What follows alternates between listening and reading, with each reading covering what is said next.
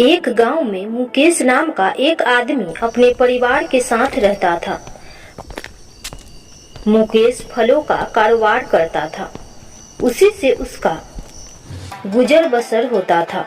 एक दिन मुकेश की पत्नी बोली, छठ आने वाली है, बच्चों के कपड़े भी खरीदने हैं और छठ पूजा की सारा सामान बाजार से लानी होगी। इतने सारे पैसे हम कहाँ से लाएंगे? तुम चिंता मत करो, आज मैं ढेर सारा फल बेचकर पैसे इकट्ठा करूँगा, जिससे छोटू के कपड़े और छठ पूजा भी हो सके। अगले दिन मुकेश बाजार में फल बेचने पहुंचा। फल ले लो, ताजे ताजे फल ले लो। पूरा दिन निकल गया, लेकिन मुकेश का एक भी फल नहीं बिका। मुकेश उदास होकर घर लौट आया। क्या हुआ है? तुम इतनी उदास क्यों हो? क्या बताऊं, आज एक भी फल नहीं बिका। यह सुन के रोहिणी बोली, आज नहीं बिका तो कल बिक जाएगा, इसमें घबराने वाली कौन सी बात है? ऐसे ही चलता रहा। मुकेश रोज बाजार में फल बेचने जाता और उसका एक भी फल नहीं बिकता।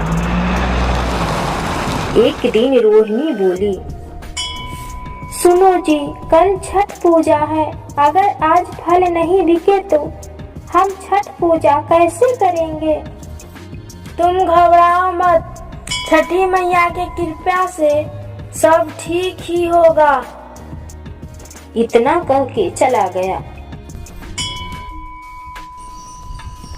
सुबह से शाम हो गई, मगर एक भी फल नहीं बिका। मुकेश बहुत ही परेशान हो गया। अब मैं क्या करूं? हे छठी मैया, एक भी फल तो बिका नहीं। कैसे रोहिणी आपका व्रत करेगी? नारायण नारायण। हे छठी मैया, आपकी ये कैसी परीक्षा है? माते, अब तो अपने भक्तों की सहायता करो माँ। दिव्यश्री, हमारा कोई भी भक्त जो छठ पूजा का व्रत रखता है, उसका हर मनोकामना पूरी हो जाती है। हमारे लिए सारे भक्त प्रिय हैं। इतना कह के एक बुढ़िया के रूप ले लेती है। मुकेश सोच रहा था, आज मैं क्या मुंह लेकर घर जाऊंगा? कैसे मेरे घर छठ पूजा होगा? इतने में एक बुढ़िया आई और बोली, बेटे, मुझे कुछ फल चाहिए, मगर मेरे पास पैसे नहीं है। अम्मा, तुम्हें जितना फल चाहिए ले लो। बुढ़िया कुछ फल ले लिए और एक थैला दिया। बेटा, तुम इस थैले को घर जाके खोलना। मुकेश जैसे ही घर गया, उसकी पत्नी बोली, एक आदमी आया था और जितने भी फल थे सारे ले गया और हमें ढेर सारे पैसे भी दिए हैं। यह सुन के मुकेश बहुत प्रसन्न हुआ और जैसे ही उस थैले को खोला तो उसमें से ढेर सारे सोने निकले। मुकेश बोला, रोहिणी, देख लिया छठी मैया की कृपा, वो कैसे हमारी मदद भी कर दी और हमें पता भी नहीं चला। हे छठी मैया, तुम्हारी कृपा सदा सब पर बनी रहे।